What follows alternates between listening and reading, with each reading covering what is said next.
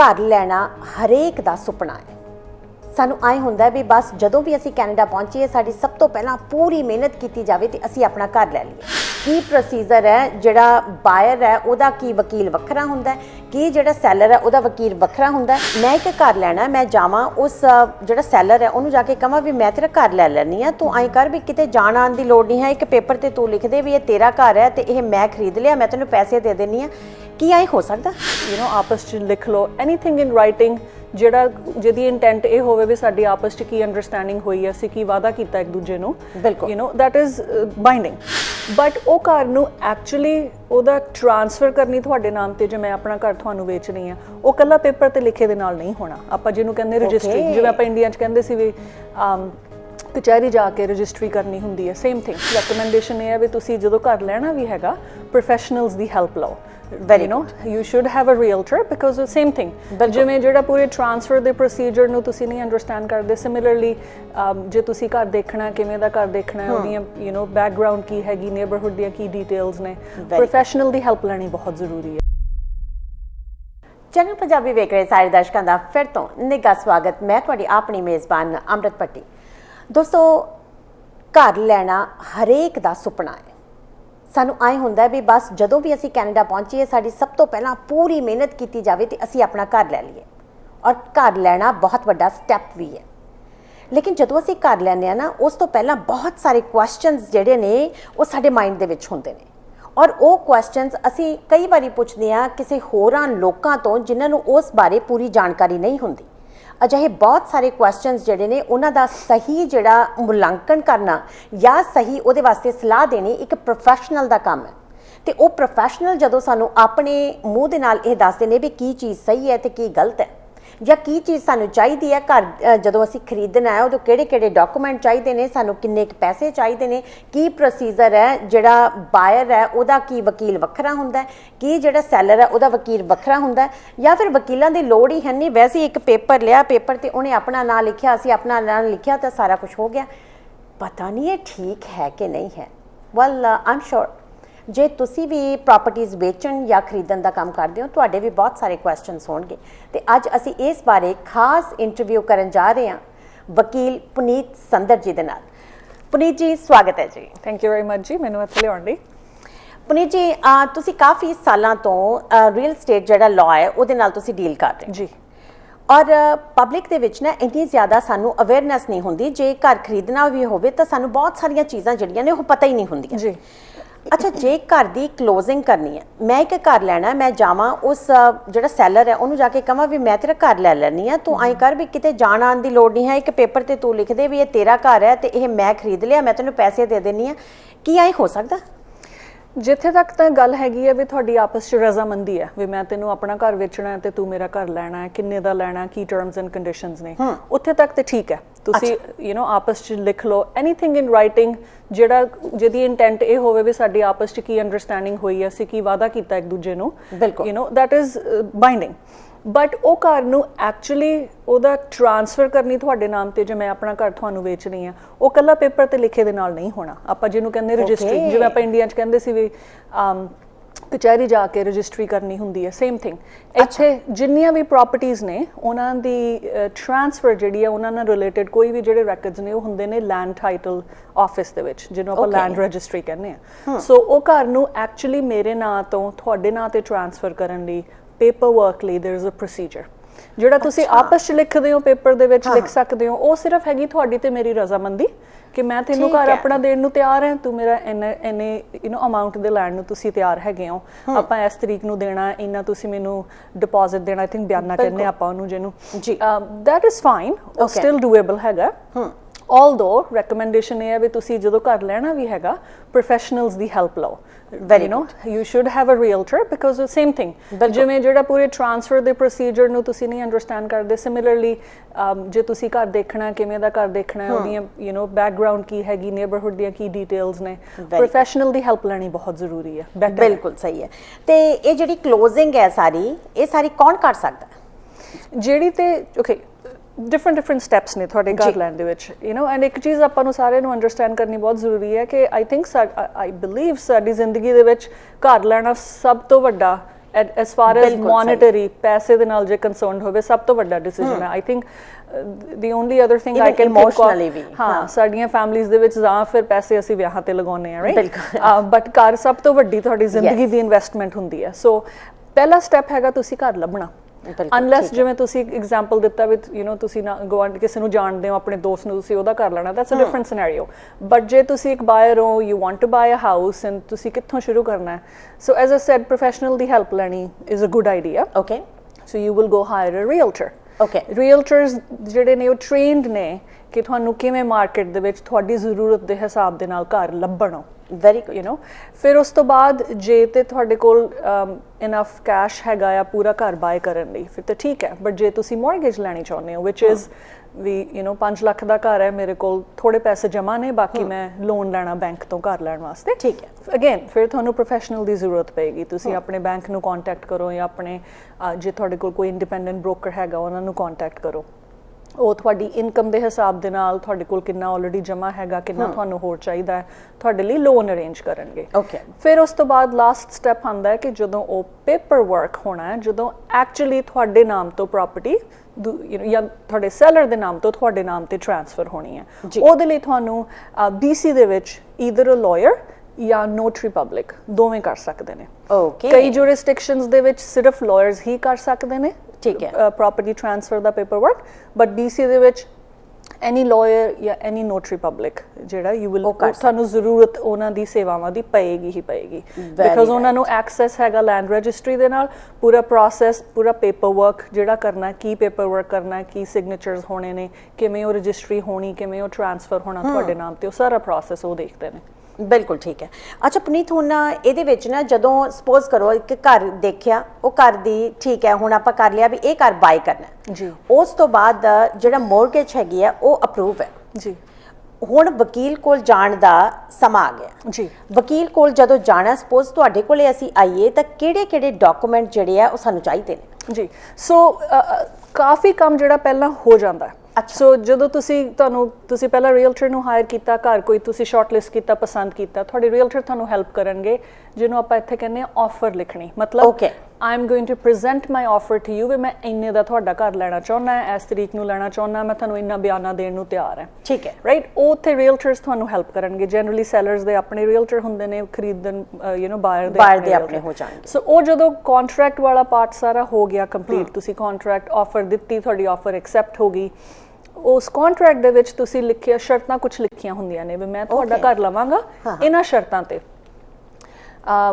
Provided ਮੇਰੀ mortgage ਜਿਹੜੀ ਹੈ ਬੈਂਕ ਅਪਰੂਵ ਕਰ ਦੇਵੇ ਕਿਉਂਕਿ ਤੁਸੀਂ ਜੇ ਪਹਿਲਾਂ ਵੀ ਅਪਰੂਵਲ ਲਈ ਹੈ ਤੁਸੀਂ ਉਹ ਪ੍ਰੀਲਿਮਿਨਰੀ ਅਪਰੂਵਲ ਹੁੰਦੀ ਹੈ ਬੈਂਕ ਨੇ ਤੁਹਾਡਾ ਐਕਚੁਅਲ ਘਰ ਦੇਖ ਕੇ ਉਹਦੀ ਅਪਰੇਜ਼ਲ ਕਰਕੇ ਉਹਦਾ ਚੈੱਕ ਕਰਕੇ ਫਿਰ ਤੁਹਾਨੂੰ ਕਹਿਣਾ ਠੀਕ ਹੈ ਅਸੀਂ ਇਹ ਤੁਹਾਡਾ ਲੋਨ ਇੰਨਾ ਕੁ ਅਪਰੂਵ ਕੀਤਾ ਸੀ but yes we will allow you to buy this house ਅਸੀਂ ਉਸ ਘਰ ਦੇ ਬਿਕਾਜ਼ ਘਰ ਨੂੰ ਤੁਸੀਂ ਇੱਕ ਤਰ੍ਹਾਂ ਗਹਿਣੇ ਰੱਖ ਕੇ ਉਹ ਲੋਨ ਲੈਂਦੇ ਹੋ ਰਾਈਟ ਬਿਲਕੁਲ ਠੀਕ ਹੈ ਸੋ ਉਹ ਇੱਕ ਪਹਿਲੀ ਉਹ ਸ਼ਰਤ ਹੋ ਗਈ ਦੂਸਰੀ ਸ਼ਰਤ ਹੁੰਦੀ ਹੈ ਤੁਹਾਨੂੰ ਜ਼ਰੂਰ ਚਾਹੀਦਾ ਹੈ ਵੀ ਤੁਸੀਂ ਇਨਸਪੈਕਸ਼ਨ ਕਰਾਓ ਘਰ ਦੀ ਅੱਛਾ ਕਿਉਂਕਿ ਵੇਖਣ ਨੂੰ ਤੇ ਸਾਨੂੰ ਕੰਧ ਹੈ ਠੀਕ ਲੱਗਦੀ ਹੈ ਉਹਦੇ ਪਿੱਛੇ ਕੋਈ ਪ੍ਰੋਬਲਮ ਹੈ ਪਲੰਬਿੰਗ ਇਲੈਕਟ੍ਰੀਕਲ ਕੋਈ ਲੀਕ ਹੈ ਕੋਈ ਰੂਫਸ ਦਾ ਚੱਕਰ ਹੈ ਕੋਈ ਅਪਲਾਈਐਂਸਸ 'ਚ ਪ੍ਰੋਬਲਮ ਹੈਗੀ ਹੈ ਅਗੇਨ ਉਹ ਪ੍ਰੋਫੈਸ਼ਨਲਸ ਨੇ ਜਿਨ੍ਹਾਂ ਨੂੰ ਆਪਾਂ ਇਨਸਪੈਕਟਰਸ ਕਹਿੰਦੇ ਹਾਂ ਬਿਲਡਿੰਗ ਇਨਸਪੈਕਸ਼ਨ ਕਰਦੇ ਨੇ ਠੀਕ ਹੈ ਸੋ ਮੈਂ ਘਰ ਲਵਾਂਗੀ ਬਟ ਮੇਰੀ ਇੱਕ ਸ਼ਰਤ ਇਹ ਹੈ ਵੀ ਮੇਰਾ ਬੈਂਕ ਲੋਨ ਅਪਰੂਵ ਕਰ ਦੇ ਦੂਜੀ ਸ਼ਰਤ ਵੀ ਮੈਂ ਇਨਸਪੈਕਸ਼ਨ ਕਰਾਵਾਂਗੀ ਤੇ ਉਹ ਇਨਸਪੈਕਸ਼ਨ ਠੀਕ ਆਵੇ ਰਾਈਟ ਫਿਰ ਬੈਂਕ ਨੇ ਵੀ ਆਪਣੀ ਮੌਰਗੇਜ ਅਪਰੂਵਲ ਦੇ ਵਿੱਚ ਅਪਰੇਜ਼ਲ ਕਰਾਉਣੀ ਹੁੰਦੀ ਹੈ ਵੀ ਜਿੰਨੇ ਦਾ ਤੁਸੀਂ ਲੈ ਰਹੇ ਹੋ ਅਸਲ 'ਚ ਮਾਰਕੀਟ 'ਚ ਉਨੀ ਵੈਲਿਊ ਹੈਗੀ ਹੈ ਘਰ ਦੀ ਕਿ ਨਹੀਂ ਉਸ ਹਿਸਾਬ ਦੇ ਨਾਲ ਉਹ ਲੋਨ ਦੇਣਗੇ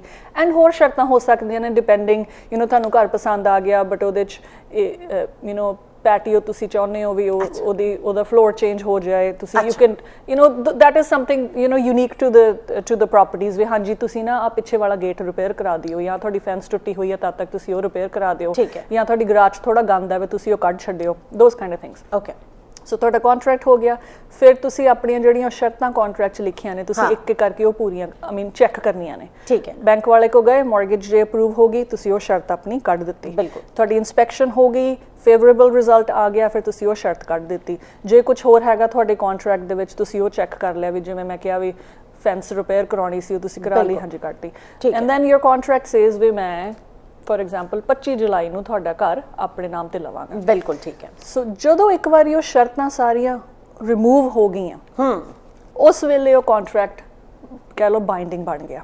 ਓਕੇ, ਉਸ ਵਕਤ ਉਹ ਸਾਰੀ ਚੀਜ਼ ਜਿਹੜੀ ਹੈ ਉਹ ਇੱਕ ਵਕੀਲ ਦੇ ਕੋਲੇ ਪਹੁੰਚ ਗਈ। ਹਾਂਜੀ, ਉਸ ਵੇਲੇ ਪੱਕਾ ਹੋ ਗਿਆ ਕਿ ਹਾਂਜੀ ਮੇਰੀਆਂ ਸ਼ਰਤਾਂ ਸਾਰੀਆਂ ਠੀਕ ਹੋ ਗਈਆਂ ਨੇ। ਸੋ ਨਾਓ ਇਟ ਇਜ਼ ਸਰਟਨ ਵੀ ਮੈਂ ਘਰ ਤੁਹਾਡਾ ਖਰੀਦਣਾ ਹੈ। ਜੇ ਕਿਹੜੀਆਂ ਟਰਮਸ ਤੇ ਖਰੀਦਣਾ ਆਲਰੇਡੀ ਕੰਟਰੈਕਟ 'ਚ ਹੈਗਾ। ਬਿਲਕੁਲ। ਫਿਰ ਜਿਹੜੇ ਰੀਅਲਟਰਸ ਨੇ ਉਹਨਾਂ ਦਾ ਆਫਿਸ ਵਕੀਲ ਨੂੰ ਜਾਂ ਤੁਸੀਂ ਜੇ ਨੋਟਰੀ ਹਾਇਰ ਕੀਤਾ ਉਹਨਾਂ ਨੂੰ ਭੇਜ ਦਿੰਦੇ ਨੇ ਸਾਰਾ ਪੇਪਰ ਵਰਕ। ਠੀਕ ਹੈ। ਠੀਕ ਹੈ, ਸੈਲਰ ਦਾ ਆਪਣਾ ਵਕੀਲ ਹੋਏਗਾ, ਬਾਇਰ ਦਾ ਆਪਣਾ ਵਕੀਲ ਹੋਏਗਾ। ਕਿ ਇੱਕੋ ਵਕੀਲ ਦੋਨਾਂ ਦਾ ਹੋ ਸਕਦਾ? ਨਹੀਂ ਜੀ, BC ਦੇ ਵਿੱਚ ਜਿਹੜੇ ਰੂਲਸ ਐਂਡ ਰੈਗੂਲੇਸ਼ਨਸ ਹੈਗੇ ਨੇ ਉਹ ਇਹ ਨੇ ਕਿ ਬਾਇਰ ਆਪਣਾ ਵਕੀਲ ਰੱਖੇ, ਸੈਲਰ ਆਪਣਾ। ਰੀਜ਼ਨ ਇਹ ਕਿ ਦੋਹਾਂ ਦੇ ਵਿੱਚ ਹੁਣ ਜੇ ਮੈਂ ਬਾਇਰ ਲਈ ਵੀ ਐਕਟ ਕਰ ਰਹੀ, ਸੈਲਰ ਲਈ ਵੀ ਐਕਟ ਕਰ ਰਹੀ, ਦੋਵਾਂ 'ਚ ਕੋਈ ਡਿਸਪਿਊਟ ਆ ਗਿਆ, ਹੁਣ ਦੋਵੇਂ ਜੇ ਮੇਰੇ ਕਲਾਇੰਟ ਨੇ ਤਾਂ ਮੈਂ ਕਿਹਦਾ ਸਾਥ ਦਊਂਗੀ ਤੇ ਕਿਹਦੇ ਅਗੇਂਸਟ ਹੋਊਂਗੀ, ਜਿਹਨੂੰ ਆਪਾਂ ਕਹਿੰਦੇ conflict of interest. So it is very important ਕਿ ਦੋਹਾਂ ਪਾਰਟੀਜ਼ ਦੀ ਆਪਣੀ ਰੈਪਰੈਜ਼ੈਂਟੇਸ਼ਨ ਹੋਵੇ ਤਾਂ ਕਿ ਉਹ ਉਹਨਾਂ ਦੇ ਹੱਕ ਜਿਹੜੇ ਪ੍ਰੋਟੈਕਟ ਕਰ ਸਕਣ ਕੋਈ ਵੀ ਇਸ਼ੂ ਹੋਵੇ ਜੇ ਜਾਂ ਜੋ ਵੀ ਦੇਖਣਾ ਪੇਪਰ ਵਰਕ ਦੇ ਵਿੱਚ ਵੀ। So at that time seller ਨੇ ਆਪਣੇ ਰੀਅਲਟਰ ਨੂੰ ਦੱਸ ਦੇਣਾ ਵੀ ਸਾਡਾ ਵਕੀਲ ਜਾਂ ਨੋਟਰੀ ਕੌਣ ਹੈ, ਬਾਇਰ ਨੇ ਆਪਣੇ ਨੂੰ ਦੱਸ ਦੇਣਾ। ਠੀਕ ਹੈ। ਸੋ ਰੀਅਲਟਰਸ ਨੇ ਫਿਰ ਕੰਟਰੈਕਟ ਪੂਰਾ ਹੋ ਗਿਆ, ਪੇਪਰ ਵਰਕ ਭੇਜ ਦੇਣਾ ਦੋਹਾਂ ਆਫਿਸਿਸ ਦੇ ਵਿੱਚ। ਬਿਲਕੁਲ। ਦੈਨ ਇਟ ਕਮ ਜਦੋਂ ਸਾਡੇ ਕੋਲ ਆ ਗਿਆ, ਜਨਰਲ ਪ੍ਰੈਕਟਿਸ ਹੈ ਆਬਵੀਅਸਲੀ ਜਿਹੜੇ ਆਫਿਸ 'ਚ ਵੀ ਤੁਹਾਡਾ ਕੰਟਰੈਕਟ ਗਿਆ, ਆਫਿਸ ਤੁਹਾਨੂੰ ਕੰਟੈਕਟ ਕਰੇਗਾ, ਤੁਹਾਡੀ ਇਨਫੋਰਮੇਸ਼ਨ ਲਏਗਾ। ਬਟ ਪੇਪਰ ਵਰਕ ਦੇ ਟਰਮਸ ਦੇ ਵਿੱਚ ਸਭ ਤੋਂ ਜ਼ਰੂਰੀ ਹੈਗਾ ਫਿਰ ਤੁਸੀਂ ਆਪਣੇ ਬੈਂਕ ਨੂੰ ਦੱਸਣਾ ਵੀ ਇਹ ਬੰਦਾ ਮੇਰਾ ਪੇਪਰ ਵਰਕ ਕਰੇਗਾ, ਇਹ ਵਕੀਲ ਮੇਰੀ ਮੌਰਗੇਜ ਦੇ ਪੇਪਰ ਸਾਰੇ ਤੁਸੀਂ ਉੱਥੇ ਭੇਜ ਦਿਓ। Very right. ਬਿਕਾਜ਼ ਜੇ ਤੁਸੀਂ ਜਿੰਨੇ ਦਾ ਵੀ ਘਰ ਲੈ ਰਹੇ ਹੋ ਕੁਛ ਪੈਸੇ ਤੁਹਾਡੇ ਕੋਲ ਨੇ, ਬਾਕੀ ਤੁਹਾਡੇ ਬੈਂਕ ਤੋਂ ਆਣੇ ਨੇ। ਬੈਂਕ ਤੋਂ ਕਿਵੇਂ ਆਉਣੇ ਆ? ਜਿਹੜਾ ਬੈਂਕ ਨੇ ਤੁਹਾਨੂੰ ਲੋਨ ਦਿੱਤਾ ਹੈ ਉਹਦੇ ਬਿਹਾਫ ਤੇ, ਰਾਈਟ? ਬਿਲਕੁਲ ਠੀਕ ਹੈ। ਸੋ ਉਹ ਲੋਨ ਦੇ ਪੇਪਰ ਵਰਕ ਸਾਰੇ ਵਕੀਲ ਕੋ ਆਉਣੇ ਬਹੁਤ ਜ਼ਰੂਰੀ ਨੇ ਔਰ ਟਾਈਮ ਨਾਲ ਆਉਣੇ ਜ਼ਰੂਰੀ ਨੇ, ਬਿਕਾਜ਼ ਵਕੀਲ ਨੂੰ ਵੀ ਮੁੜ ਕੇ ਫਿਰ ਸਾਰਾ ਪੇਪਰ ਵਰਕ ਤਿਆਰ ਕਰਨ ਲਈ ਟਾਈਮ ਚਾਹੀਦਾ। So the things that the lawyers look after is number 1 ਅਸੀਂ ਪਹਿਲਾਂ ਵੇਖਣਾ ਪ੍ਰੋਪਰਟੀ ਦਾ, ਆਪਾਂ ਨੂੰ ਕਹਿੰਦੇ ਟਾਈਟਲ ਸਰਚ। ਅੱਛਾ। ਜਿਹਨੂੰ ਪ੍ਰੋਪਰਟੀ ਦੇ ਜਿਹੜਾ ਟਾਈਟਲ ਡੀਡ ਹੁੰਦਾ ਆ ਉਹਦੇ ਤੇ ਆਪਾਂ ਚੈੱਕ ਕਰੀਦਾ ਵੀ ਜਿਹੜੇ ਬੰਦੇ ਨੇ ਕੰਟਰੈਕਟ ਸਾਈਨ ਕੀਤਾ ਹੈ ਵੀ ਮੇਰੀ ਪ੍ਰੋਪਰਟੀ ਹੈ, ਅਸਲ 'ਚ ਪ੍ਰੋਪਰਟੀ ਉਹਦੇ ਨਾਮ ਤੇ ਹੀ ਹੈ, right? That's one thing. Number 2, property ਦੇ ਉੱਤੇ ਕੋਈ ਲੀਨ ਵਗੈਰਾ ਤਾਂ ਨਹੀਂ।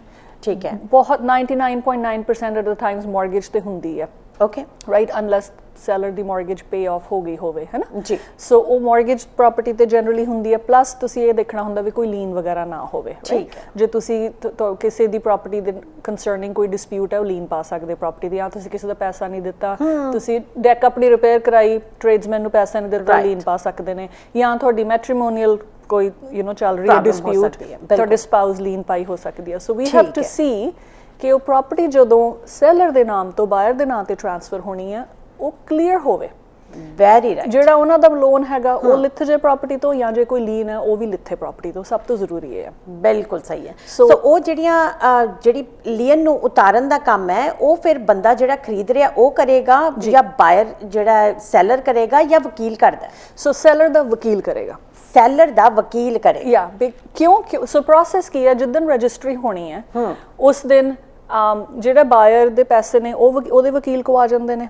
ਠੀਕ ਹੈ। ਜਿਹੜੇ ਬੈਂਕ ਲੋਨ ਦੇ ਰਿਹਾ ਉਹ ਪੈਸੇ ਵਕੀਲ ਦੇ ਕੋਲੇ ਪਹੁੰਚ ਜਾਂਦੇ ਨੇ। ਠੀਕ ਹੈ। ਸੋ ਵਕੀਲ ਨੇ ਫਿਰ ਬਾਇਰ ਦੇ ਬਿਹਾਫ ਤੇ ਜਿਹੜੀ ਪਰਚੇਸ ਪ੍ਰਾਈਸ ਹੈ, ਜਿਵੇਂ ਆਪਾਂ ਕਹਿੰਦੇ ਤੁਸੀਂ 5 ਲੱਖ ਦਾ ਘਰ ਲੈ ਰਹੇ ਹੋ, ਉਹ 5 ਲੱਖ ਜਿਹੜਾ ਜੇ ਆਪਾਂ ਸਿੱਧਾ ਸੈਲਰ ਨੂੰ ਦੇ ਦਿੰਨੇ ਆ ਤੇ ਸੈਲਰ ਨੇ ਜੇਬ 'ਚ ਪਾਇਆ ਤੇ ਤੁਰ ਗਏ। ਬਿਲਕੁਲ। How will we make sure we ਉਹ ਬੈਂਕ ਨੂੰ ਪੇ ਹੋਇਆ ਕਿ ਨਹੀਂ? ਸੋ ਇਸ ਕਰਕੇ ਪ੍ਰੋਸੈਸ ਇਦਾਂ ਸੈੱਟ ਹੋਇਆ ਹੈ ਕਿ ਬਾਇਰ ਦੇ ਵਕੀਲ ਨੇ ਸੈਲਰ ਦੇ ਵਕੀਲ ਨੂੰ ਪੈਸੇ ਭੇਜਣੇ ਨੇ। ਅੱਛਾ। ਸੈਲਰ ਦੇ ਵਕੀਲ ਦੀ ਜ਼ਿੰਮੇਵਾਰੀ ਹੈ ਕਿ ਜੋ ਕੁਝ ਪੇ ਹੋਣ ਵਾਲਾ ਹੈ, mortgage, okay, any lean on the property, ਆਪਾਂ ਇਹ ਵੀ ਚੈੱਕ ਕਰੀਦਾ ਵੀ ਪ੍ਰੋਪਰਟੀ ਟੈਕਸਸ ਜਿਹੜੇ ਸਿਟੀ ਦੇ ਨੇ ਉਹ ਸਾਰੇ ਪੇ ਹੋਏ ਨੇ ਕਿ ਨਹੀਂ। Okay, right? ਬਿਕਾਜ਼ ਸਿਟੀ ਦੇ ਵੀ ਜਿਹੜੇ ਪ੍ਰੋਪਰਟੀ ਟੈਕਸਸ ਨੇ ਜੇ ਤੁਸੀਂ ਨਹੀਂ ਪੇ ਕੀਤੇ, city is not going to go after the seller. Property taxes ਜਿਹੜੇ ਆ ਪ੍ਰੋਪਰਟੀ ਦੇ ਨਾਲ ਅਟੈਚ ਹੁੰਦੇ ਨੇ। ਬਿਲਕੁਲ ਠੀਕ ਹੈ। Regardless of who is the owner, city is going to say ਵੀ ਇਸ ਪ੍ਰੋਪਰਟੀ ਤੇ ਇੰਨੇ ਟੈਕਸ ਬਕਾਇਆ ਨੇ ਜੀ, ਇਹ ਪੇ ਕਰੋ। ਸੋ ਇਸ ਕਰਕੇ ਉਹ ਵੀ ਅਸੀਂ ਐਜ਼ ਬਾਇਰਸ ਲਾਇਰ ਪਹਿਲਾਂ ਚੈੱਕ ਕਰਨਾ ਹੁੰਦਾ। ਪਰਫੈਕਟ। ਸਿਮਿਲਰਲੀ ਜੇ ਤੁਹਾਡੀ ਸਟਰਾਟਾ ਪ੍ਰੋਪਰਟੀ ਹੈ, ਜਿਵੇਂ ਟਾਊਨ ਹਾਊਸ ਹੈ ਜਾਂ ਅਪਾਰਟਮੈਂਟ ਹੈ, ਉਹਦੇ 'ਚ ਸਟਰਾਟਾ ਫੀਸ ਹੁੰਦੀਆਂ ਨੇ ਜੀ। ਸੋ ਸਟਰਾਟਾ ਫੀਸ ਵੀ ਪ੍ਰੋਪਰਟੀ ਦੇ ਨਾਲ ਅਟੈਚਡ ਹੁੰਦੀਆਂ ਨੇ। ਸੋ ਆਪਾਂ ਮੇਕ ਸ਼ੋਰ ਕਰਨਾ ਵੀ ਸਟਰਾਟਾ ਫੀਸ ਕੋਈ ਆਊਟਸਟੈਂਡਿੰਗ ਨਾ ਹੋਣ। ਸੋ ਉਹ ਸਾਰਾ ਕੁਝ ਬਾਇਰ ਨੇ ਪਹਿਲਾਂ ਦੇ ਲਾਇਰ ਨੇ ਚੈੱਕ ਕਰਕੇ ਲਿਸਟ ਬਣਾ ਕੇ ਸੈਲਰ ਦੇ ਲਾਇਰ ਨੂੰ ਆਲਰੇਡੀ ਦੱਸਿਆ ਹੁੰਦਾ ਵੀ ਤੁਸੀਂ ਆਹ ਚੀਜ਼ਾਂ ਪੇ ਕਰਨੀਆਂ ਨੇ। ਔਰ ਉਹਨਾਂ ਨੇ ਫਿਰ ਵਾਅਦਾ, ਆਪਾਂ ਨੂੰ ਅੰਡਰਟੇਕਿੰਗ ਕਹਿੰਦੇ ਲੀਗਲ ਟਰਮ 'ਚ, ਬਟ ਜੇ ਲੇਮੈਨ ਲੈਂਗੁਏਜ ਦੇਖੋ ਤੇ ਸੈਲਰ ਦੇ ਲਾਇਰ ਨੇ ਬਾਇਰ ਦੇ ਲਾਇਰ ਨੂੰ ਵਾਅਦਾ ਕੀਤਾ ਹੈ ਕਿ ਤੁਸੀਂ ਮੈਨੂੰ ਪੈਸੇ ਭੇਜ ਦਿਓ, ਮੈਂ ਪ੍ਰੋਮਿਸ ਕਰਦਾ ਕਿ ਪਹਿਲਾਂ ਆਹ ਸਾਰਾ ਪੇ ਕਰਕੇ ਜੋ ਬਚੇਗਾ ਫਿਰ ਉਹ ਸੈਲਰ ਨੂੰ ਜਾਏਗਾ। ਬਿਲਕੁਲ ਠੀਕ ਹੈ। ਅੱਛਾ ਪੁਨੀਤ, ਇਹਦੇ ਵਿੱਚ ਨਾ ਕੀ ਹੁੰਦਾ ਕਿ ਜੇ 5 ਲੱਖ ਦਾ ਘਰ ਲਿਆ ਜੀ 5 ਲੱਖ ਦੇ ਘਰ ਦੇ ਵਿੱਚ ਉਹਨਾਂ ਨੇ ਕਿਹਾ ਜੀ ਤੁਸੀਂ ਐਂ ਕਰੋ ਵੀ ਇਹਦੇ ਵਿੱਚ ਸਾਨੂੰ ਥੋੜਾ ਜਿਹਾ ਪੈਸਾ ਡਾਊਨ ਦੇ ਦਿਓ। ਜੀ ਡਾਊਨ ਮੇਰੇ ਕੋਲੇ ਸਿਰਫ $1 ਲੱਖ ਹੈ। ਜੀ ਉਹ ਕਹਿੰਦੇ $1 ਲੱਖ ਟੋਟਲ ਡਾਊਨ ਬੈਂਕ ਮੰਗਦਾ ਜੀ ਕੀ ਮੇਰੀ ਕੋਈ ਹੋਰ ਵੀ ਫੀਸ ਹੋਣੀਆਂ ਆਲੇ ਦੁਆਲੇ ਜਿਹੜੇ ਮੈਨੂੰ ਐਕਸਟਰਾ ਪੈਸੇ ਚਾਹੀਦੇ ਕਿ 1 ਲੱਖ ਨਾਲ ਸਰ ਜੂ? ਜੀ ਬਹੁਤ ਬਹੁਤ ਵਧੀਆ ਸਵਾਲ ਤੁਸੀਂ ਪੁੱਛਿਆ ਅਮਰਿਤ ਜੀ। ਅਕਸਰ ਇਹ ਗਲਤੀ ਹੋ ਜਾਂਦੀ ਹੈ ਬਿਕਾਜ਼ ਆਪਾਂ ਸੋਚਦੇ ਹਾਂ ਗਲਤੀ in the sense I wouldn't call it ਗਲਤੀ ਬਟ ਜਿਹੜਾ ਬੰਦਾ ਪਹਿਲੀ ਵਾਰੀ ਘਰ ਲੈ ਰਿਹਾ ਉਹਨੂੰ ਨੌਲੇਜ ਨਹੀਂ ਹੈ। ਆਪਾਂ ਜਨਰਲੀ ਬਹੁਤ ਵਧੀਆ ਐਗਜ਼ਾਮਪਲ ਹੈ ਵੀ $5 ਲੱਖ ਦਾ ਮੈਂ ਘਰ ਲੈਣਾ, ਲੱਖ ਮੇਰੇ ਕੋਲ ਪਿਆ ਹੈਗਾ ਆ ਤੇ ਮੈਂ 4 ਲੱਖ ਵਕੀਲ ਨੂੰ ਦੇ ਦੇਣਾ ਤੇ ਮੇਰਾ ਸਰ ਗਿਆ, ਰਾਈਟ? ਜਾਂ ਉਹ 4 ਲੱਖ ਬੈਂਕ ਨੇ ਵਕੀਲ ਨੂੰ ਦੇ ਦੇਣਾ ਤੇ ਗੱਲ ਖਤਮ ਹੋ ਗਈ। So there are certain expenses ਜਿਹੜੇ ਤੁਹਾਡੀ ਜਦੋਂ ਕੰਪਲੀਸ਼ਨ ਕਰਦੇ ਹੋ ਉਹਨਾਂ ਤੇ ਇਨਵੋਲਵ ਹੁੰਦੇ ਨੇ। ਓਕੇ, ਸਭ ਤੋਂ ਪਹਿਲਾਂ ਸਭ ਤੋਂ ਵੱਡਾ ਐਕਸਪੈਂਸ ਹੈਗਾ ਪ੍ਰੋਪਰਟੀ ਪਰਚੇਸ ਟੈਕਸ ਜਾਂ ਆਪਾਂ ਇਹਨੂੰ ਪ੍ਰੋਪਰਟੀ ਟ੍ਰਾਂਸਫਰ ਟੈਕਸ ਵੀ ਕਹਿ ਦਿੰਦੇ ਆ। ਓਕੇ, ਸੋ ਐਨੀ ਟਾਈਮ BC ਦੇ ਵਿੱਚ ਇੱਕ ਪ੍ਰਾਪਰਟੀ ਇੱਕ ਬੰਦੇ ਦੇ ਨਾਂ ਤੋਂ ਦੂਸਰੇ ਬੰਦੇ ਦੇ ਨਾਂ ਤੇ ਜੇ ਟ੍ਰਾਂਸਫਰ ਹੋ ਰਹੀ ਹੈ ਜਾਂ ਪੂਰੀ ਦੀ ਪੂਰੀ ਜਾਂ ਈਵਨ ਉਹਦਾ ਕੋਈ ਪਰਸੈਂਟੇਜ ਵੀ ਟ੍ਰਾਂਸਫਰ ਹੋ ਰਿਹਾ ਹੋਵੇ ਤੇ ਟ੍ਰਾਂਸਫਰ ਟੈਕਸ ਲੱਗਦਾ। ਓਕੇ, ਠੀਕ ਹੈ, ਬਟ ਸਰਟਨ ਸਰਕਮਸਟੈਂਸਸ ਦੇ ਵਿੱਚ ਉਹ ਟ੍ਰਾਂਸਫਰ ਟੈਕਸ ਜਿਹੜਾ ਮਾਫ ਹੁੰਦਾ। ਅੱਛਾ, but most of the time ਉਹ ਟ੍ਰਾਂਸਫਰ ਟੈਕਸ ਲੱਗਦਾ and it is quite a bit. ਜੇ ਮਤਲਬ 5 ਲੱਖ ਦੀ ਜੇ ਆਪਾਂ ਪ੍ਰਾਪਰਟੀ ਦੇਖਦੇ ਪਹਿਲੇ 2 ਲੱਖ ਤੇ 1%, ਉਸ ਤੋਂ ਬਾਅਦ 2%। ਓ ਵਾਓ, ਸੋ ਪਰਸੈਂਟੇਜ ਮੈਂ ਤਾਂ ਸੋਚਿਆ ਕੋਈ $40-50 ਦੀ ਕੋਈ ਗੱਲਬਾਤ ਹੋਣੀ ਹੈ। ਨਹੀਂ ਹਜ਼ਾਰਾਂ ਡਾਲਰਾਂ ਦੇ ਵਿੱਚ ਹਜ਼ਾਰਾਂ ਡਾਲਰਾਂ ਦੇ ਵਿੱਚ। ਠੀਕ ਹੈ। ਸੋ ਜੇ ਆਪਾਂ ਰਫਲੀ ਕੈਲਕੂਲੇਟ ਕਰੀਏ 5 ਲੱਖ ਦੀ ਪ੍ਰਾਪਰਟੀ ਤੇ ਪਹਿਲੇ 2 ਲੱਖ ਤੇ 1% 2000 ਹੋ ਗਿਆ। ਬਿਲਕੁਲ। ਉਸ ਤੋਂ ਬਾਅਦ 2% 3 ਲੱਖ ਤੇ 6000, ਸੋ $8000 ਹੋ ਗਿਆ। ਓ ਵਾਓ, ਠੀਕ ਹੈ ਜੀ। I think that's the right calculation ਜੇ ਮੈਂ ਮੈਂਟਲੀ ਕੈਲਕੂਲੇਟ ਕੀਤਾ। ਜੀ। ਸੋ ਉਹ ਕਾਫੀ ਅਮਾਉਂਟ ਹੈਗੀ ਹੈ। ਬਿਲਕੁਲ ਠੀਕ ਹੈ। ਸੋ that is one thing। ਠੀਕ ਹੈ। ਅਨਲੈਸ ਤੁਸੀਂ ਕੁਆਲੀਫਾਈ ਕਰਦੇ ਹੋ ਐਗਜ਼ੈਂਪਸ਼ਨ ਲਈ। ਜੇ ਤੁਸੀਂ ਫਸਟ ਟਾਈਮ ਬਾਇਰ ਹੈਗੇ ਹੋ ਤੇ ਤੁਹਾਨੂੰ ਪ੍ਰਾਪਰਟੀ ਟੈਕਸ ਮਾਫ ਹੁੰਦਾ ਹੈ provided there are other conditions as well. ਸਿਰਫ ਇਹ ਨਹੀਂ ਵੀ ਤੁਸੀਂ ਫਸਟ ਟਾਈਮ ਬਾਇਰ ਹੋ, ਤੁਸੀਂ ਫਸਟ ਟਾਈਮ ਉਹਦੇ ਲਈ ਤੁਹਾਡੀ ਪਰਚੇਸ ਪ੍ਰਾਈਸ ਜਿਹੜੀ ਹੈ 5 ਲੱਖ ਤੋਂ ਥੱਲੇ ਹੋਣੀ ਚਾਹੀਦੀ ਹੈਗੀ, right? So there is certain require and ਜਿਹੜਾ ਤੁਸੀਂ ਘਰ ਲੈ ਰਹੇ ਹੋ ਉਹ ਤੁਹਾਡਾ ਪ੍ਰਿੰਸੀਪਲ ਰੈਜ਼ੀਡੈਂਸ ਹੋਣਾ ਚਾਹੀਦਾ ਹੈ। ਬਿਲਕੁਲ। So if you are buying something which is more expensive but you are a first time buyer, ਉਹ ਤੁਹਾਡਾ ਲੱਗਣਾ ਹੈ। That is another mistake। ਹਾਂਜੀ, people think ਵੀ ਅਸੀਂ ਫਸਟ ਟਾਈਮ ਬਾਹਰ ਆ ਪ੍ਰੋਪਰਟੀ ਟ੍ਰਾਂਸਫਰ ਵਾਸਤੇ ਲੱਗਣਾ ਨਹੀਂ। ਨੰਬਰ 2, ਜੇ ਤੁਸੀਂ ਬ੍ਰਾਂਡ ਨਿਊ ਪ੍ਰਾਪਰਟੀ ਖਰੀਦਦੇ ਹੋ ਸਿੱਧੀ ਡਿਵੈਲਪਰ ਤੋਂ, ਬਿਲਕੁਲ, ਭਾਵੇਂ ਤੁਸੀਂ ਫਸਟ ਟਾਈਮ ਬਾਇਰ ਹੋ, ਭਾਵੇਂ ਤੁਹਾਡੀ ਪ੍ਰਾਪਰਟੀ ਉਸ ਫਸਟ ਟਾਈਮ ਬਾਇਰ ਦੀ ਰਿਕੁਆਇਰਮੈਂਟ ਦੀ ਪਰਚੇਸ ਪ੍ਰਾਈਸ ਦੇ ਵਿੱਚ ਪੈਂਦੀ ਹੈ, you have to pay GST। ਅੱਛਾ, GST 5% ਹੈ। Oh boy, yeah, so you can only imagine, है ना? Again, brand new houses ਦੇ ਵਿੱਚ ਵੀ there are certain ਜੇ ਤੁਹਾਡਾ 4.5 ਲੱਖ ਤੋਂ ਥੱਲੇ ਹੋਵੇ ਤੁਹਾਨੂੰ GST ਦੀ ਥੋੜੀ ਐਗਜ਼ੈਂਪਸ਼ਨ ਮਿਲ ਜਾਂਦੀ, ਬਟ GST ਤੁਸੀਂ ਪੇ ਕਰਦੇ ਹੋ, ਰਾਈਟ? ਠੀਕ ਹੈ। Similarly with brand new houses property transfer tax the we exemption ਹੁੰਦੀ। ਜੇ ਤੁਸੀਂ ਨਵਾਂ ਘਰ ਸਿੱਧਾ ਡਿਵੈਲਪਰ ਤੋਂ ਲੈ ਰਹੇ ਹੋ 7.5 ਲੱਖ ਤੋਂ ਥੱਲੇ ਆਈ ਥਿੰਕ ਘਰ ਹੈਗਾ ਤੁਹਾਨੂੰ ਨਹੀਂ ਲੱਗਣੀ, ਬਟ ਉਹ ਸਿਰਫ ਬਹੁਤ ਥੋੜੇ ਕੇਸਿਸ 'ਚ ਐਗਜ਼ੈਂਪਸ਼ਨ ਹੁੰਦੀ। ਸੋ ਤੁਹਾਡਾ property transfer tax is a main amount. ਬਿਲਕੁਲ। If it's a new house GST is a big amount. And then ਤੁਹਾਡੀ ਜਿਵੇਂ ਤੁਸੀਂ ਅਪਰੇਜ਼ਲ ਲਈ ਪੇ ਕਰਨੇ ਆ, ਤੁਸੀਂ ਇਨਸਪੈਕਸ਼ਨ ਲਈ ਪੇ ਕਰਨੇ ਆ, ਤੁਸੀਂ ਜਦੋਂ ਲਾਇਰ ਜਾਂ ਨੋਟਰੀ ਕੋਲੇ ਜਾਣਾ ਹੈ ਉਹਨਾਂ ਦੀਆਂ ਫੀਸ ਪੇ ਕਰਨੀਆਂ ਨੇ, ਫਿਰ ਤੁਸੀਂ ਆਪਣੇ ਘਰ ਦੀ ਇੰਸ਼ੋਰੈਂਸ ਲੈਣੀ ਹੈ। ਅੱਛਾ, ਸੋ ਜਦੋਂ ਤੁਸੀਂ ਘਰ ਖਰੀਦਦੇ ਹੋ you have to make sure ਕਿ ਤੁਸੀਂ ਉਹਦੇ ਤੇ ਜਿਹਨੂੰ ਆਪਾਂ ਕਹਿੰਦੇ ਫਾਇਰ ਇੰਸ਼ੋਰੈਂਸ ਜਾਂ ਰਿਪਲੇਸਮੈਂਟ ਇੰਸ਼ੋਰੈਂਸ, ਕੱਲੀ ਫਾਇਰ ਨਹੀਂ, ਉਹਦੇ 'ਚ ਹੋਰ ਚੀਜ਼ਾਂ ਵੀ ਹੁੰਦੀਆਂ ਨੇ, ਅਰਥਕੁਏਕ ਦੀ, ਫਲੱਡ ਦੀ ਐਂਡ ਆਲ ਆਫ ਦੈਟ, ਉਹ ਤੁਸੀਂ ਲੈਣੀ ਜ਼ਰੂਰੀ ਹੈ। ਠੀਕ ਹੈ। ਮੋਰ ਸੋ ਜੇ ਤੁਸੀਂ ਮੌਰਗੇਜ ਲੈ ਰਹੇ ਹੋ, ਕਿਉਂਕਿ ਜੇ ਬੈਂਕ ਤੁਹਾਨੂੰ ਤੁਹਾਡੇ ਘਰ ਦੇ ਅਗੇਂਸਟ ਲੋਨ ਦੇ ਰਿਹਾ ਹੈ ਤਾਂ bank has to make sure ਵੀ ਰੱਬ ਨਾ ਕਰੇ ਘਰ ਨੂੰ ਅੱਗ ਲੱਗ ਜਾਏ, ਡੈਮੇਜ ਹੋ ਜਾਏ ਤੇ ਉਹ ਜਿਹੜੀ ਸਾਡਾ ਜਿਹੜਾ ਪੈਸਾ ਦਿੱਤਾ ਹੋਇਆ ਉਹ ਇੰਸ਼ੋਰਡ ਹੈ, ਪੂਰਾ ਹੋ ਜਾਵੇ। ਬਿਲਕੁਲ ਠੀਕ ਹੈ। ਸੋ ਉਹ ਇੰਸ਼ੋਰੈਂਸ ਵੀ ਕੁਝ $1000 ਹੁੰਦੀ ਸਾਲ ਦੀ, depending on the property. Wow. So those things, ਇਹ ਸਾਰੇ ਐਕਸਪੈਂਸਸ ਜਿਹੜੇ ਨੇ ਇਹ ਜ਼ਰੂਰੀ ਨੇ to keep in mind. Generally good realtors ਉਹ ਤੁਹਾਨੂੰ ਪਹਿਲਾਂ ਹੀ ਦੱਸ ਦਿੰਦੇ ਨੇ। ਅੱਛਾ, ਵੀ ਜੇ ਤੁਸੀਂ ਇੰਨੇ ਦਾ ਘਰ ਲੈ ਰਹੇ ਹੋ ਕੀਪ ਇਨ ਮਾਈਂਡ ਉੱਤੇ ਇੰਨੇ ਖਰਚੇ ਹੋਰ ਪੈਣੇ ਆ, ਸੋ ਜੇ ਤੁਹਾਡਾ ਬਜਟ ਕਿੱਥੇ ਹੈਗਾ ਉਸ ਹਿਸਾਬ ਦੇ ਨਾਲ। and good mortgage brokers will do the same thing। ਜੇ ਬਾਈ ਚਾਂਸ ਤੁਸੀਂ ਪਹਿਲੀ ਸਟੇਜ ਤੇ ਮਿਸ ਕਰ ਗਏ ਹੋ, ਜਦੋਂ ਤੁਸੀਂ ਲੋਨ ਲਈ ਅਪਲਾਈ ਕਰਨ ਜਾਂਦੇ ਹੋ ਤੇ ਜਿਹੜੇ ਸਿਆਣੇ ਮਾਰਗੇਜ ਬ੍ਰੋਕਰਸ ਨੇ ਉਹ ਸੇਮ ਤੁਹਾਡੇ ਕਿੰਨੇ ਦਾ ਘਰ ਲਿਆ ਜੀ, ਠੀਕ ਹੈ। ਕਿੰਨੇ ਤੁਹਾਡੇ ਕੋਲ ਪਏ ਨੇ। ਨਾਓ ਲੈਟਸ ਕੈਲਕੂਲੇਟ ਵੀ ਘਰ ਦੀ ਰਜਿਸਟਰੀ ਕੰਪਲੀਟ ਕਰਨ ਲਈ ਤੁਹਾਨੂੰ ਹੋਰ ਕੀ ਚਾਹੀਦਾ ਹੋਏਗਾ, ਉਹ ਫਿਰ ਵਿੱਚ ਐਡ ਕਰਕੇ ਉਸ ਹਿਸਾਬ ਨਾਲ ਤੁਹਾਨੂੰ ਦੱਸਦੇ ਨੇ। ਬਿਲਕੁਲ very important to be aware of that. ਬਿਲਕੁਲ ਠੀਕ ਹੈ।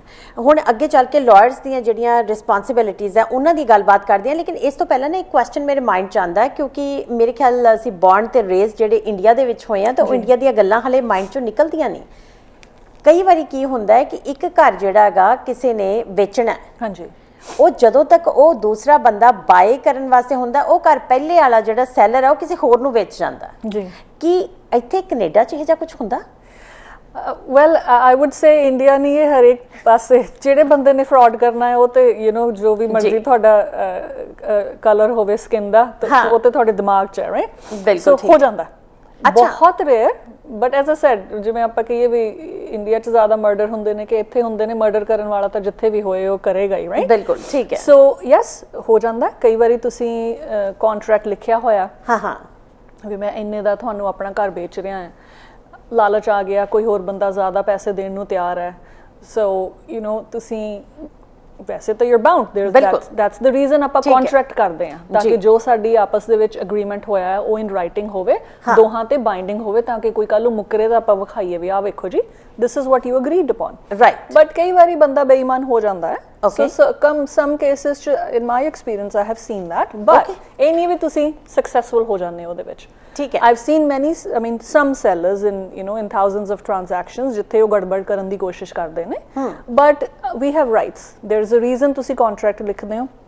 ਜਿਵੇਂ ਮੈਂ ਤੁਹਾਨੂੰ ਕਿਹਾ ਵੀ ਤੁਸੀਂ ਪ੍ਰਾਪਰਟੀ ਤੇ ਲੀਨ ਪਾ ਸਕਦੇ ਹੋ। ਬਿਲਕੁਲ। ਸੋ ਜੇ ਤੁਸੀਂ ਬਾਇਰ ਹੋ, ਤੁਹਾਡਾ ਸੈਲਰ ਮੁੱਕਰ ਗਿਆ ਤੁਹਾਨੂੰ property ਦੇਣ ਲਈ, you have the right to sue the seller and put a lien on the property right away, and ਉਹ ਲੀਨ ਜਿਹੜੀ ਹੈ ਸਟਾਪ ਕਰੇਗੀ ਸੈਲਰ ਨੂੰ ਕਿਸੇ ਹੋਰ ਦੇ ਨਾਂ ਤੇ ਰਜਿਸਟਰੀ ਕਰਨ ਲਈ। ਅੱਛਾ, ਬਿਲਕੁਲ ਠੀਕ ਹੈ। ਬਟ ਪੁਨੀਤ, ਸਪੋਜ਼ ਕਰੋ ਇੱਕ ਸੈਲਰ ਹੈ, ਉਹਦੇ ਤੋਂ ਮੈਂ ਘਰ ਬਾਏ ਕਰਨਾ, ਉਹਨੇ ਮੈਨੂੰ ਦੇਖਿਆ ਕਿ ਹਾਂ ਮੈਂ ਜ਼ਿਆਦਾ ਪ੍ਰਾਈਸ ਨਹੀਂ ਦੇ ਰਹੀ, ਉਹਨੇ ਮੇਰੇ ਤੋਂ ਪਹਿਲਾਂ ਕਿਸੇ ਹੋਰ ਨੂੰ ਸੈਲ ਕਰਤਾ, ਲੇਕਿਨ ਉਸ ਤੋਂ ਬਾਅਦ ਮੇਰੇ ਬੈਂਕ ਨੇ ਵੀ, ਇਜ਼ ਇਟ ਪੋਸੀਬਲ ਕਿ ਮੇਰੇ ਬੈਂਕ ਨੇ ਵੀ ਜਾ ਕੇ ਉਹਦੇ ਬੈਂਕ ਨੂੰ ਦੁਬਾਰਾ ਪੈਸੇ ਦੇਤੇ ਜਾਂ ਉਹਨੂੰ ਪੈਸੇ ਦੇਤੇ, ਫਿਰ ਤਾਂ ਜਿਹੜਾ ਮੇਰਾ ਪੈਸਾ ਉਹ ਵੀ ਨਾ ਚਲਿਆ ਗਿਆ? ਨਹੀਂ, that is highly unlikely, unless ਜਿਹੜਾ ਵੀ ਬੰਦਾ ਪ੍ਰੋਫੈਸ਼ਨਲਸ ਜਿੰਨੇ ਇਨਵੋਲਵਡ ਨੇ ਉਹ ਕੋਈ ਗਲਤੀ ਕਰਦੇ ਨੇ। ਸੋ ਜਦੋਂ ਤੁਸੀਂ ਜਿਹੜਾ ਵਕੀਲ, ਜਦੋਂ ਸਾਡੇ ਕੋਲ ਕਹਿ ਲਓ ਫਾਈਲ ਆ ਗਈ ਕੋਈ ਜੀ, ਇੱਕ ਤੇ ਜਦੋਂ ਕੰਮ ਕਰਨਾ ਸ਼ੁਰੂ ਕੀਤਾ ਫਾਈਲ ਤੇ ਅਸੀਂ ਉਹ ਜਿਹੜੀ ਮੈਂ ਤੁਹਾਨੂੰ ਦੱਸ ਰਹੀ ਹਾਂ ਟਾਈਟਲ ਸਰਚ, ਜਿਹੜੀ ਪ੍ਰਾਪਰਟੀ ਦੇ ਡੀ ਟਾਈਟਲ ਡੀਡ ਹੁੰਦਾ, ਉਹ ਅਸੀਂ ਦੇਖੀਦਾ ਵੀ ਉਹਦੇ ਤੇ ਕੁਝ ਹੈ ਤੇ ਨਹੀਂ। Okay. The second thing we do is ਜਦੋਂ ਸਾਰਾ this is few days before, ਹੈ ਨਾ, ਜਦੋਂ ਪੇਪਰ ਵਰਕ ਤਿਆਰ ਕੀਤਾ, ਕਲਾਇੰਟਸ ਨੇ ਜਿਹੜੇ ਤੁਸੀਂ ਆਪਣੇ ਸਾਈਨ ਸੂਇਨ ਕੀਤੇ, ਡਰਾਫਟ ਲਿਆ ਦਿੱਤਾ, ਜਿੱਦਣ ਰਜਿਸਟਰੀ ਹੋਣੀ ਹੈ ਉਸ ਦਿਨ ਫਿਰ ਅਸੀਂ ਦੁਬਾਰਾ ਟਾਈਟਲ ਸਰਚ ਕਰੀਦੀ ਹੈ, ਦੇਖਣ ਲਈ ਕਿ ਜੇ ਮੈਂ 1 ਜੁਲਾਈ ਨੂੰ ਸਰਚ ਕੀਤੀ ਸੀ ਜਿੱਦਣ ਮੈਂ ਪੇਪਰ ਕਰਨੇ ਸ਼ੁਰੂ ਕੀਤੇ ਸੀਗੇ, ਤੇ ਹੁਣ 25 ਜੁਲਾਈ ਦੀ ਕੰਪਲੀਸ਼ਨ ਹੈਗੀ ਹੈ, ਰਜਿਸਟਰੀ 25 ਨੂੰ ਹੋਣੀ ਹੈ, 1 ਤੋਂ 25 ਦੇ ਵਿੱਚ ਕੁਝ ਵੀ ਹੋ ਸਕਦਾ, ਕਿਸੇ ਨੇ ਲੀਨ ਪਾਈ ਹੋ ਸਕਦੀ ਪ੍ਰਾਪਰਟੀ ਤੇ, ਰਾਈਟ? ਸੋ ਜਿਸ ਦਿਨ ਐਕਚੁਅਲ ਰਜਿਸਟਰੀ ਹੋਣੀ ਉਦੋਂ ਅਸੀਂ ਸਰਚ ਕਰੀਦੀ ਹੈ। Not just that, I mean you're supposed to, ਜਿਹੜੇ ਸਿਆਣੇ ਪ੍ਰੋਫੈਸ਼ਨਲਸ ਨੇ, this is how they do it. So ਪਹਿਲਾਂ ਸਰਚ ਕਰਨੀ, ਠੀਕ ਹੈ, ਜਦੋਂ ਦੇਖ ਲਿਆ ਸਾਰਾ ਕੁਝ ਠੀਕ ਹੈ, ਜਿੱਦਣ ਆਪਾਂ ਸਰਚ ਕੀਤੀ ਸੀ ਕੁਝ ਨਵਾਂ ਨਹੀਂ ਆਇਆ ਬਿਲਕੁਲ ਟਾਈਟਲ ਤੇ, ਜੇ ਕੋਈ ਨਵੀਂ ਲੀਨ ਟਾਈਟਲ ਤੇ ਆਈ ਹੈ ਦੈਨ ਸੇਮ ਥਿੰਗ, ਫਿਰ ਤੁਸੀਂ ਸੈਲਰ ਦੇ ਲਾਇਰ ਨੂੰ ਕੰਟੈਕਟ ਕਰਦੇ ਹੋ ਵੀ ਭਾਈ ਤੁਸੀਂ ਆਹ ਵੀ ਕਲੀਅਰ ਕਰਨਾ ਹੈਗਾ ਟਾਈਟਲ ਤੋਂ, ਬਿਲਕੁਲ ਠੀਕ। But most of the Times ਕੁਝ ਨਵਾਂ ਨਹੀਂ ਹੈ, ਲੇਕਿਨ ਫਿਰ ਤੁਸੀਂ ਟਾਈਟਲ ਸਰਚ ਕਰਨ ਤੋਂ ਬਾਅਦ ਫਿਰ ਤੁਸੀਂ ਰਜਿਸਟਰੀ ਕਰ ਦਿੱਤੀ, ਜਿਹੜਾ ਹੈਗਾ ਟ੍ਰਾਂਸਫਰ ਕਰਨੀ। ਦੈਨ ਪੈਸੇ ਜਿਹੜੇ ਆ ਰਜਿਸਟਰੀ ਕਰਨ ਤੋਂ ਬਾਅਦ ਜਦੋਂ ਸੈਲਰ ਨੂੰ ਭੇਜਣੇ ਨੇ, ਉਹ ਪੈਸੇ ਭੇਜਣ ਤੋਂ ਪਹਿਲਾਂ ਮੈਂ ਇੱਕ ਵਾਰੀ ਫਿਰ ਤੀਜੀ ਵਾਰੀ ਸਰਚ ਕਰਦੀ ਹਾਂ, just to make sure with at the same time ਜਦੋਂ ਮੈਂ ਰਜਿਸਟਰੀ ਫਾਈਲ ਕਰ ਰਹੀ ਸੀ ਕੋਈ ਹੋਰ ਬੰਦਾ, ਕਿਉਂਕਿ ਸਾਰਾ ਕੁਝ ਹੁਣ ਅੱਜ ਕੱਲ ਇਲੈਕਟ੍ਰੋਨਿਕਲੀ ਆਪਣੇ ਕੰਪਿਊਟਰਸ ਤੋਂ ਹੁੰਦਾ, ਸੋ 2 ਘੰਟੇ ਵੇਟ ਕਰਕੇ ਇੱਕ ਵਾਰੀ ਫਿਰ ਸਰਚ ਕਰੀਦੀ ਹੈ ਪੈਸੇ ਆਪਣੇ ਹੱਥੋਂ ਛੱਡਣ ਤੋਂ ਪਹਿਲਾਂ। ਬਿਲਕੁਲ ਠੀਕ, right? Very good. So it is highly unlikely ਕਿ ਜਦੋਂ ਉਸ ਵੇਲੇ ਫਿਰ ਮੈਂ ਸਰਚ ਕਰਨੀ, ਜਦੋਂ ਪਹਿਲਾਂ ਰਜਿਸਟਰੀ ਕਰਨ ਤੋਂ ਪਹਿਲਾਂ ਸਰਚ ਕਰਨੀ, ਮੈਨੂੰ ਦਿਖ ਜਾਣਾ ਵੀ ਪ੍ਰਾਪਰਟੀ ਤੇ ਕੁਝ ਹੋਰ ਤਾਂ ਨਹੀਂ ਰਜਿਸਟਰ ਹੋਇਆ, ਨਾਮ ਸੇਮ ਬੰਦੇ ਦਾ ਹੀ ਹੈ, ਬਿਲਕੁਲ, right? And then again you will release the funds. So it's very unlikely unless ਜਿਹੜਾ ਬੰਦਾ ਉਹ ਸਰਚ ਕਰ ਰਿਹਾ ਉਹਨੇ ਧਿਆਨ ਨਹੀਂ ਦਿੱਤਾ ਤੇ ਗਲਤੀ ਕਰ ਲਈ। ਇਸੇ ਕਰਕੇ ਐਕਚੁਅਲੀ ਵਕੀਲ ਬਹੁਤ ਜ਼ਿਆਦਾ ਜ਼ਰੂਰੀ ਨੇ। ਲੇਕਿਨ ਪੁਨੀਤ, ਇੱਕ ਖਾਸ ਗੱਲ ਹੋਰ, ਸਾਡੇ ਕੋਲ ਸਮਾਂ ਬਹੁਤ ਜ਼ਿਆਦਾ ਨਹੀਂ ਬਚਿਆ, ਲੇਕਿਨ ਮੇਰੇ ਕੋਲ 2-3 ਕੁਐਸਚਨ ਬਹੁਤ ਖਾਸ ਨੇ। ਇੱਕ ਵਿਅਕਤੀ ਤੁਹਾਡੇ ਕੋਲੇ ਆਇਆ ਕਿ ਉਹਨੇ ਇੱਕ ਘਰ ਬਾਏ ਕਰਨਾ ਜੀ, ਉਸ ਦੇ ਨਾਲ ਉਹ ਵਿਅਕਤੀ ਮੈਰਿਡ ਹੈ, ਉਹਦੀ ਵਾਈਫ ਨੇ ਤੁਹਾਡੇ ਕੋਲੇ ਆ ਕੇ ਜਿਹੜੇ ਵੀ ਪੇਪਰ ਵਰਕ ਬਣ ਰਿਹਾ ਉਹਨਾਂ ਦੇ ਉੱਪਰ ਕੋਈ ਸਾਈਨ ਨਹੀਂ ਕੀਤੇ, ਜਿਹੜੀ ਮੋਰਗੇਜ ਹੈ ਉਹ ਇਕੱਲੇ ਇੱਕ ਵਿਅਕਤੀ ਦੇ ਨਾਮ ਦੇ ਉੱਪਰ ਹੈ ਜੀ। ਰੱਬ ਨਾ ਕਰੇ ਕੱਲ ਨੂੰ ਉਹਨਾਂ ਦਾ ਆਪਸ ਦੇ ਵਿੱਚ ਡਿਵੋਰਸ ਹੋ ਜਾਂਦਾ ਹੈ, ਰੱਬ ਨਾ ਕਰੇ ਕੱਲ ਨੂੰ ਉਸ ਵਿਅਕਤੀ ਦੀ ਮੌਤ ਹੋ ਜਾਂਦੀ ਹੈ, ਕੀ ਉਹਦੇ ਘਰਦਿਆਂ ਦਾ ਕੋਈ ਵੀ ਹੱਕ ਉਸ ਪ੍ਰਾਪਰਟੀ ਦੇ ਉੱਪਰ ਹੈਗਾ? ਜੀ, ਇਹ ਬਹੁਤ ਵਧੀਆ ਸਵਾਲ ਹੈ again Amrit ji, and it's a whole topic of family law, but ਜੇ ਆਪਾਂ ਉਹਨੂੰ ਕੁਇਕਲੀ ਜੇ ਸਮ ਅਪ ਕਰ ਸਕਦੇ ਹਾਂ, ਯੈਸ BC ਦੇ ਵਿੱਚ ਜਿਹੜੇ ਫੈਮਿਲੀ ਲਾਅ ਹੈਗਾ ਆ ਉਹ ਇਸ ਤਰ੍ਹਾਂ ਬਣਿਆ ਹੋਇਆ ਹੈ ਕਿ ਦੋਹਾਂ ਸਪਾਊਸਸ ਚੋਂ, ਹਸਬੈਂਡ ਜਾਂ ਵਾਈਫ ਚੋਂ, ਜੇ ਕਿਸੇ ਇੱਕ ਦੇ ਨਾਮ ਤੇ ਵੀ ਕੋਈ ਪ੍ਰਾਪਰਟੀ ਹੈਗੀ ਆ and they are married and they are living together, then even if the other spouse is not on the title, ਉਹਦੇ ਨਾਮ ਤੇ ਪ੍ਰਾਪਰਟੀ ਨਹੀਂ ਹੈਗੀ, ਉਹਨਾਂ ਦਾ ਰਾਈਟ ਹੈਗਾ ਪ੍ਰਾਪਰਟੀ ਦੇ ਵਿੱਚ। ਇਹਨੂੰ ਆਪਾਂ ਕਹਿੰਦੇ ਆ matrimonial property, right? And it is not just ਤੁਹਾਡਾ ਘਰ, ਜੇ ਕੋਈ ਹੋਰ ਵੀ ਪ੍ਰਾਪਰਟੀ, ਇਨਵੈਸਟਮੈਂਟ ਪ੍ਰਾਪਰਟੀ ਵੀ ਹੋਵੇ। But again as I said, ਪੂਰਾ ਵੱਡਾ ਟੌਪਿਕ ਹੈ ਫੈਮਿਲੀ ਲਾਅ ਦਾ, ਉਹਦੇ ਚ ਵੀ ਬਹੁਤ ਚੀਜ਼ਾਂ ਫੈਕਟਰ ਕਰਦੀਆਂ ਨੇ ਵੀ ਤੁਸੀਂ ਸ਼ਾਦੀ ਦੇ ਟਾਈਮ ਤੇ ਵਿਆਹ ਤੋਂ ਪਹਿਲਾਂ ਲਈ ਸੀ ਪ੍ਰਾਪਰਟੀ ਜਾਂ ਵਿਆਹ ਤੋਂ ਬਾਅਦ ਲਈ ਸੀ, ਜਾਂ ਜੇ ਵਿਆਹ ਤੋਂ ਪਹਿਲਾਂ ਵੀ ਲਈ ਸੀ ਉਹਨੂੰ ਮੇਨਟੇਨ ਕਰਨ ਲਈ ਵਿਆਹ ਤੋਂ ਬਾਅਦ ਜਿਹੜਾ ਸਪਾਊਸ ਨਹੀਂ ਟਾਈਟਲ ਤੇ ਹੈਗਾ ਉਹਦੀ ਕੀ ਕੰਟਰੀਬਿਊਸ਼ਨ ਰਹੀ ਹੈ। ਜਿਵੇਂ ਜਨਰਲੀ ਵਾਈਫਸ ਘਰ ਸਾਂਭਦੀਆਂ ਨੇ, exactly, if it's a homemaker wife, ਉਹ ਘਰ ਸਾਂਭਦੇ ਨੇ, ਹਸਬੈਂਡ ਕਮਾਉਂਦਾ ਹੈ ਤੇ ਪ੍ਰਾਪਰਟੀ ਜੋ ਉਹਨਾਂ ਦੇ ਨਾਮ ਤੇ ਹੈ। ਸੋ ਵਾਈਫ ਦਾ ਬਾਈ ਦ ਫੈਕਟ ਕਿ ਉਹ ਘਰ ਸਾਂਭਦੇ, ਬੱਚੇ ਦੇਖਦੇ ਨੇ, ਉਹ ਉਹਨਾਂ ਦੀ ਕੰਟਰੀਬਿਊਸ਼ਨ ਹੈ ਆਪਣੀ ਮੈਰਿਜ ਦੇ ਵਿੱਚ, ਸੋ ਇਸ ਕਰਕੇ ਉਹਨਾਂ ਦਾ ਹਿੱਸਾ ਬਣਦਾ ਹੈ ਪ੍ਰਾਪਰਟੀ ਦੇ ਵਿੱਚ ਐਜ਼ ਵੈਲ। ਸਿਮਿਲਰਲੀ ਜੇ ਡਿਵੋਰਸ ਦੀ ਸਿਚੁਏਸ਼ਨ ਨਹੀਂ ਹੈਗੀ, ਹਸਬੈਂਡ ਵਾਈਫ ਇਕੱਠੇ ਰਹਿੰਦੇ ਨੇ, everything is fine, but property ਸਿਰਫ ਇੱਕ ਬੰਦੇ ਦੇ ਨਾਮ ਤੇ, ਐਂਡ ਰੱਬ ਨਾ ਕਰੇ ਜਿਹਦੇ ਨਾਮ ਤੇ ਵੀ ਹੈ, ਹਸਬੈਂਡ ਦੇ ਜਾਂ ਵਾਈਫ ਤੇ, ਉਹਨਾਂ ਦੀ ਮੌਤ ਹੋ ਜਾਂਦੀ ਹੈ, again there is rules, there are laws in BC। ਜੇ ਤੇ ਤੁਹਾਡੀ ਵਸੀਅਤ ਹੋਈ ਹੈ ਤੇ ਵਸੀਅਤ ਦੇ ਹਿਸਾਬ ਦੇ ਨਾਲ ਜਾਏਗਾ, ਜੇ ਤੁਹਾਡੀ ਵਸੀਅਤ ਨਹੀਂ ਵੀ ਹੋਈ ਤੇ ਜਿਹੜੇ ਤੁਹਾਡੇ ਵਾਈਫ ਜਾਂ ਸਪਾਊਸ, ਡਿਪੈਂਡਿੰਗ ਔਨ ਹੂ ਪੈਸਸ ਅਵੇ, ਤੇ ਬੱਚੇ ਨੇ, देयर इज होल लॉ ਵੀ ਉਹਨਾਂ ਨੂੰ ਕਿਵੇਂ ਵੰਡ ਹੋਣੀ ਹੈ ਉਹ ਸੰਪਤੀ। ਬਿਲਕੁਲ ਠੀਕ ਹੈ। So you are protected. Very good to know. But ਹੁਣ ਸਾਡੇ ਕੋਲ ਥੋੜਾ ਜਿਹਾ ਸਮਾਂ ਇੱਕ ਕੁਐਸਚਨ ਦਾ ਹੋਰ ਹੈਗਾ, ਮੇਰੇ ਕੋਲੇ ਵੀ ਬਹੁਤ ਸਾਰੇ ਕੁਐਸਚਨਸ ਨੇ ਔਰ ਤੁਹਾਡੇ ਕੋਲੇ ਆਨਸਰਸ ਬਹੁਤ ਨੇ, ਆਈ ਜਸਟ ਲਵ ਇਟ। ਸੋ ਪੁਨੀਤ, ਬਹੁਤ ਜ਼ਿਆਦਾ ਰੌਲਾ ਪਿਛਲੇ ਕਾਫੀ ਸਾਲਾਂ ਤੋਂ ਚੱਲ ਰਿਹਾ ਇੱਥੇ ਕਿ ਬਹੁਤ ਸਾਰੇ ਇੰਟਰਨੈਸ਼ਨਲ ਜਿਹੜੇ ਹੈਗੇ ਨੇ ਬਾਹਰੋਂ ਲੋਕ ਆ ਕੇ BC ਦੇ ਵਿੱਚ ਰਹਿਣਾ ਚਾਹੁੰਦੇ ਨੇ। BC ਦੇ ਵਿੱਚ ਉਹਨਾਂ ਨੂੰ ਆਏ ਲੱਗਦਾ ਕਿ ਵੈਦਰ ਬਹੁਤ ਸੋਹਣਾ, ਇੱਥੇ ਘਰ ਲੈ ਲਈਏ ਜੀ। ਜਦੋਂ ਉਹ ਲੋਕ ਇੱਥੇ ਆਉਂਦੇ ਨੇ ਤੇ ਇੱਕ BC ਦਾ ਰੈਜ਼ੀਡੈਂਟ ਜਿਹੜਾ ਹੈਗਾ ਉਹ ਪ੍ਰਾਪਰਟੀ ਬਾਈ ਕਰਦਾ, ਕਿ ਇਹ ਦੋ ਡਿਫਰੈਂਟ ਚੀਜ਼ਾਂ ਨੇ? ਜੇ ਹੈਗੀਆਂ ਨੇ ਤੇ ਇਹਦੇ ਵਿੱਚ ਫਰਕ ਕੀ ਹੈ? ਜੀ, again very good question. And ਜਿਵੇਂ ਤੁਸੀਂ ਕਹਿ ਰਹੇ ਵੀ ਲੋਕੀ ਇੱਥੇ ਆਉਂਦੇ ਬਿਕਾਜ਼ ਵੈਦਰ ਵਧੀਆ, ਆਈ ਥਿੰਕ ਉਹ ਚੀਜ਼ ਹੁਣ ਵਧਣੀ ਹੈ ਗਿਵਨ ਦ ਫੈਕਟ ਕਿ during Covid BC had been one of the best places in the world, ਬਿਲਕੁਲ, ਯੂ نو, ਕੰਟਰੋਲ ਕਰਨ ਚ ਵੀ ਤੇ ਰੀਓਪਨ ਕਰਨ ਦੇ ਵਿੱਚ ਵੀ। ਸੋ ਆਈ ਥਿੰਕ ਲੋਕੀ ਹੁਣ ਜੇ ਸੋਚਣ ਕਿ ਗਾਹਾਂ ਵੀ ਅਸੀਂ ਕਿਤੇ ਮੂਵ ਹੋਣਾ, so Vancouver probably will be there likely top ਉਹਦੇ ਵਿੱਚ। ਹਾਂ, ਸੋ ਪ੍ਰੋਸੀਜਰ ਬਾਈ ਕਰਨ ਦਾ ਸੇਮ ਹੀ ਹੈ। ਅੱਛਾ, ਰਾਈਟ, ਸੇਮ ਪ੍ਰੋਸੈਸ ਆਫ ਰਜਿਸਟਰਿੰਗ। ਫਰਕ ਇਹ ਹੈਗਾ ਵੀ ਜੇ ਤੁਸੀਂ ਨਾਨ ਰੈਜ਼ੀਡੈਂਟ ਹੈਗੇ ਹੋ, ਜਿਨ੍ਹਾਂ ਨੂੰ ਆਪਾਂ ਲੇਮੈਨ ਟਰਮ ਚ ਫੋਰਨ ਬਾਇਰ ਕਹਿ ਦਈਦਾ, ਜਿਹੜਾ ਪ੍ਰਾਪਰਟੀ ਪਰਚੇਸ ਟੈਕਸ ਦੀ ਮੈਂ ਗੱਲ ਕੀਤੀ ਸੀ, ਉਹ ਉਹਨਾਂ ਨੂੰ ਬਹੁਤ ਜ਼ਿਆਦਾ way up there। ਹਾਂਜੀ, ਅੱਛਾ, ਤੇ ਉਹ ਲਗਾਇਆ ਇੰਟਰੋਡਿਊਸ ਕ੍ਰਿਸਟੀ ਕਲਾਰਕ ਉਹਨਾਂ ਨੇ ਕੀਤਾ ਸੀਗਾ, ਐਂਡ ਦੈਨ ਜਦੋਂ ਗਵਰਨਮੈਂਟ ਬਦਲ ਗਈ ਉਹਨਾਂ ਨੇ NDP ਨੇ ਪਰਸੈਂਟੇਜ ਹੋਰ ਵੀ ਵਧਾ ਦਿੱਤੀ। ਉਹਦਾ ਪਰਪਸ ਇਹ ਸੀਗਾ ਕਿ we do want people to come to BC, we do want their investment, however ਉਹਨਾਂ ਲਈ ਘਰ ਬਾਏ ਕਰਨਾ ਥੋੜਾ ਜਿਹਾ ਨਹੀਂ, ਕਾਫੀ ਬਾਕੀਆਂ ਨਾਲੋਂ ਔਖਾ ਹੋਵੇ। ਸੋ ਪ੍ਰਾਪਰਟੀ ਪਰਚੇਸ ਟੈਕਸ ਜੇ ਅਸੀਂ ਇੰਨਾ ਦਿੰਦੇ ਆ ਤੇ ਉਹ ਇੰਨਾ ਦਿੰਦੇ ਨੇ। ਬਿਲਕੁਲ ਸਹੀ ਹੈ ਜੀ। ਸੋ ਸਿਮਿਲਰਲੀ ਜਦੋਂ ਉਹਨਾਂ ਨੇ ਵੇਚਣੀਆਂ ਨੇ ਆਪਣੀਆਂ ਪ੍ਰਾਪਰਟੀਆਂ, ਜੇ ਉਹ ਨਾਨ ਰੈਜ਼ੀਡੈਂਟ ਹੈਗੇ ਨੇ, ਸੋ ਰੈਵਨਿਊ ਕੈਨੇਡਾ ਨੂੰ ਜਿਹੜਾ ਟੈਕਸ ਹੈ ਉਹਨਾਂ ਨੂੰ ਜ਼ਿਆਦਾ ਦੇਣਾ ਪੈਂਦਾ ਬਾਕੀਆਂ ਨਾਲੋਂ। Got it, beautiful. ਬਹੁਤ ਸਾਰੇ ਜਿਹੜੇ ਸਾਡੇ ਕੁਐਸਚਨ ਸੀਗੇ ਉਹਨਾਂ ਦੇ ਸਾਨੂੰ ਆਨਸਰਸ ਮਿਲ ਗਏ, ਲੇਕਿਨ ਥੋੜੇ ਜਿਹੇ ਰਹਿ ਵੀ ਗਏ, ਬਟ ਅਗਲੀ ਵਾਰੀ ਵਾਸਤੇ ਛੱਡ ਦਿੰਦੇ ਆ। ਪੁਨੀਤ ਜੀ, ਥੈਂਕ ਯੂ ਸੋ ਮਚ ਕਿ ਤੁਸੀਂ ਇੱਥੇ ਆਏ। ਜਾਣ ਤੋਂ ਪਹਿਲਾਂ ਤੁਸੀਂ ਇਹ ਦੱਸੋਗੇ ਕਿ ਤੁਹਾਡਾ ਆਫਿਸ ਕਿੱਥੇ ਹੈ?